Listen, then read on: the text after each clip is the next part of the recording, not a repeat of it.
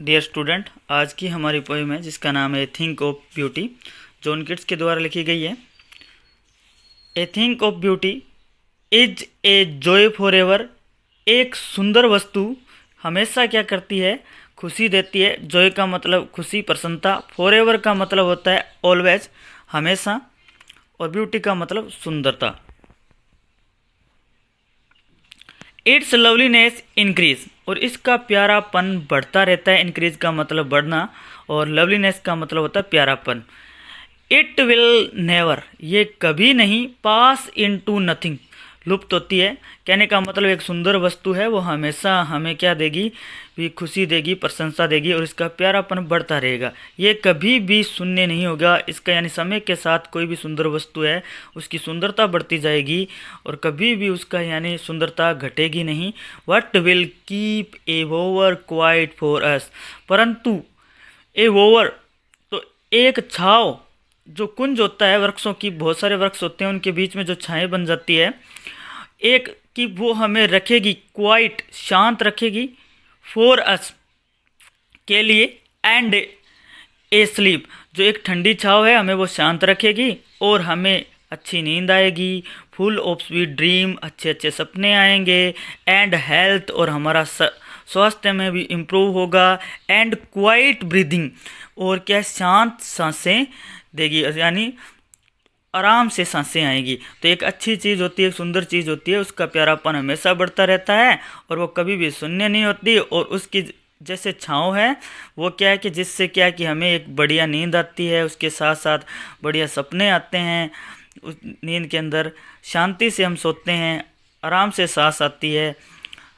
Therefore, इस प्रकार, on every मोरो, प्रत्येक सुबह, मोरो का मतलब मॉर्निंग, एवरी मतलब प्रत्येक,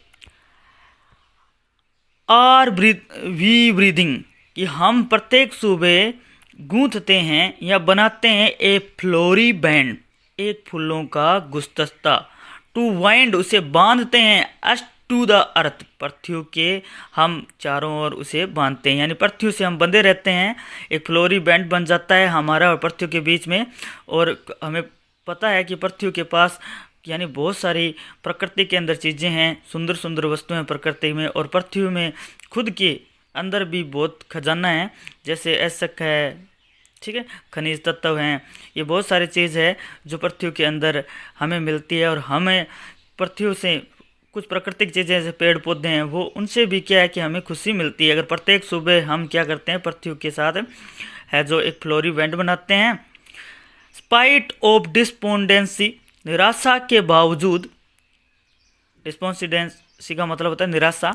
ऑफ द इनह्यूमन डेथ, और जो अमानवीय क्रूरता है। ऑफ नोबल नेचर, जो एक कह सकते हैं ये जो प्रकृति है इसके अंदर जो अच्छे लोग हैं उनकी कमी है इसमें। ऑफ द ग्लूमी डेज, और जो बुरे दिन हैं। ऑफ ऑल द अनहेल्दी, और ये सभी के सभी क्या हैं? अस्वस्थ है, अनहेल्दी हैं। एंड आवर डार्कनेड वे, और हमारे जो क्या है कि जो दुखपूर्ण दिन हैं या दुखपूर्ण रास्ते हैं, डार्कनेट वे हैं, ठीक है, हमारे पूरे पूरे। मैड फॉर आवर सर्चिंग, हमें तलाश लेते हैं, ठीक है। यस, हाँ, यानी सारे के सारे हम गलत रास्ते हैं वो खुद ही चुन लेते हैं और यह गलत रास्ते पे चले जाते हैं और दुख में चले जाएंगे। फिर हम क्या कि गलत रास्ते पे चलेंगे, दुख आएंगे। इन स्पाइट ऑफ ऑल, इन सब के बाद, सम शेप, कुछ आकृतियाँ, ऑफ ब्यूटी, सुंदरता की, मूव अवे द पेल, तो यह हटा देगी जो पर्दा है। पेल का मतलब पर्दा, जो हमारे ऊपर जो गलत रास्तों का पर्दा आया हुआ है। अगर एक सुंदर चीज़ है, कोई भी सुंदर चीज़ हो सकती है, कोई फूल हो सकता है, कोई किताब हो सकती है, जिससे हम क्या कर सकते हैं कि हमारे जो विचार हैं, जो जो अपूर्वक विचार हैं, जो बढ़िया विचार नहीं हैं, उन विचारों को एक सुंदर चीज़ क्या है कि दूर कर सकती है। तो इस प्रकार यहाँ पर कहा गया है कवि के द्वारा कि बहुत सारी चीज़ें हैं, जैसे डार्कनेट वे, जो गलत रास्ते होते हैं वो चुन लेते हैं, और इसके बाद अगर एक सही चीज़ हमें क्या कर देती है, हमारे जो पर्दा है वो हमारे जो आया हुआ है हमारे सामने उसको हटा देती है। एक सुंदर चीज़ में ये शक्ति होती है। फ्रॉम आवर डार्क स्प्राइट, जो हम किससे हटा देती है, जो हमारा क्या है कि जो मन होता है, हमारी आत्मा होती है, जो अंधेरे में चली गई आत्मा होती है, उससे ये सारा का सारा पर्दा उठ जाता है एक सुंदर चीज के कारण। सच द सन, जैसे देखो इन्होंने आगे बताया कौन कौन सी प्राकृतिक जो चीजें हैं जो इन्होंने बताई है जो सुंदर है। सन जैसे सूर्य, द मून चंद्रमा, ट्रीज पेड़, ओल्ड यानी पुराने वृक्ष, एंड यंग और युवा वृक्ष यानी नए वृक्ष, स्प्रोटिंग और जो अभी बीज अंकुरित हो रहे हैं, ए सेडी बून वो क्या बनाते हैं, एक वरदान है छाया का। फॉर ए सिंपल शिप, किसके लिए, एक साधारण सी भेड़ के लिए। यानी कहने का मतलब है कि एक सूर्य चंद्रमा ये सारी की सारी पेड़, नए पेड़, पुराने वृक्ष और जो इसके अलावा जो ये सभी के सभी वरदान है एक साधारण सी भेड़ के लिए भी। एंड सच आर डोफोडिल्स, और इसी प्रकार डेफोडिल्स जो नरगिस का फूल होता है पीले रंग का, वो भी विद द ग्रीन वर्ल्ड, इस हरे भरे संसार में, दे लिव इन वो भी इसमें जीता है। यानी सुंदर वस्तुएं होती है जिन्हें देखकर मन प्रसन्न हो जाता है, चाहे कितने भी हम दुखी क्यों ना हो, कितने ही गलत रास्ते पर क्यों ना जा रहे हो, सुंदर वस्तु को देखकर हमारी मनोदशा चेंज हो जाती है।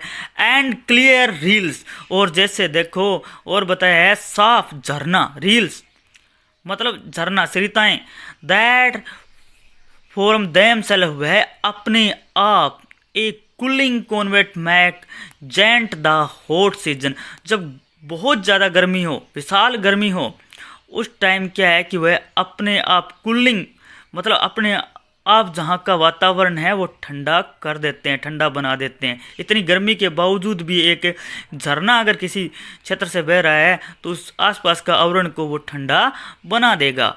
द मिड फॉरेस्ट ब्रेक, जो आधे जंगल में या बीच जंगल के अंदर जो झाड़ियाँ, रीच विद ए स्प्रिकलिंग जो दूर दूर यानी है झाड़ियाँ ज़्यादातर, ओ फेयर मास्क रोज ब्लूम, और उनके बीच भी एक मास्क रोज ब्लूम खिला हुआ है। मतलब इस तरह बहुत ही साफ साफ बहुत ही सुंदर सुंदर चीज़ें एक झाड़ियों के अंदर भी वो क्या है कि दूर दूर हमें दिखाई देगी। And such too is the grandeur, और अंतिम 4 लाइनों में उन्होंने बताया है कि और वास्तव में वो चीज़ें भी शानदार है, उनकी भी महिमा गाने योग्य। ग्रैंडुअर का मतलब महिमा या शान। ऑफ द ब्लू डूम्स, जो of the dooms we have imaging for the mighty dead, और हम कल्पना कर सकते हैं हमारे जो वीर योद्धा जो देश के लिए शहीद हो गए, अपनी मृत्यु को प्राप्त हुए, उनकी भी यानी जो उनकी भी बातें हैं, महिमा है वो क्या कि जिंदा है। ऑल लवली टेल्स, और उनकी जो सभी की सभी प्यारी प्यारी कहानियाँ, दैट वी हैव हेard जो हमने सुनी हैं, और रीड और हमने पढ़ी है। तो इस प्रकार कहा गया है कि जो हमारे जो शहीद हैं, जो देश के लिए अपनी जान तक लगा गए वीर पुरुष योद्धा, वो लोग भी क्या है कि एक थिंक ऑफ ब्यूटी है, एक सुंदर है। और इसके बाद last 2 line, and endless fountain of immortal drink pouring unto us from the heaven's brink. तो एंडलेस जो कभी ना कम होने वाला फाउंटेन झरना, ऑफ द इमोर्टल ड्रिंक जो मतलब अमृत का, प्योरिंग अनटू वो हम तक आ रहा है, फ्रॉम द हेवन स्प्रिंग कहाँ से आ रहा है, हेवन के किनारे से आ रहा है, स्वर्ग के किनारे से आ रहा है। तो ये थी पोएम, इसकी सभी की मैंने हिंदी बता दी। और अब मैं थोड़ा सा पोइट के बारे में बता रहा हूँ। जॉन किट्स का जो जन्म है वो 1795 में होता है और मृत्यु 1821 में हो जाती है। ये एक रोमांटिक पोइट थे ब्रिटेन के, और ये इन्होंने शुरू में जो अपनी शिक्षा है वो मतलब ट्रेनिंग जो है वो ली थी उन्होंने सर्जन के लिए। उसके बाद इन्होंने निर्णय किया पोइट्री के बारे में लिखने का। फिर उन्होंने क्या है कि कई सारी कविताएं लिखी, उनकी काव्य शैली और उनके पढ़ने लिखने का तरीका भी बढ़िया था। इनके अलावा देखो ये जो हमारी जो पोएम थी वो इंडिमेन से ली गई है, इंडिमेन से ली गई है। ये यानी इंडिमेंस ग्रीक के अंदर ये कथाएं हैं कि उसमें बताया गया है कि एक इंडिमेन के एक ब्यूटीफुल यंग लड़का था, और वो यानी कह सकते हो आप वो गडरिया था। और ये जो है माउंटेन लेटमोस के अंदर रहता था। और वहाँ पर क्या है कि वो एक सपने के अंदर सिंथिया कि वो सपने में देखता है, जो क्या है कि चंद्रमा की देवी थी। और उसको देखने के बाद उसको तलाशने के लिए वो भटकता है जंगलों से और समुद्रों से। तो थैंक यू। ये थी poem A thing of beauty.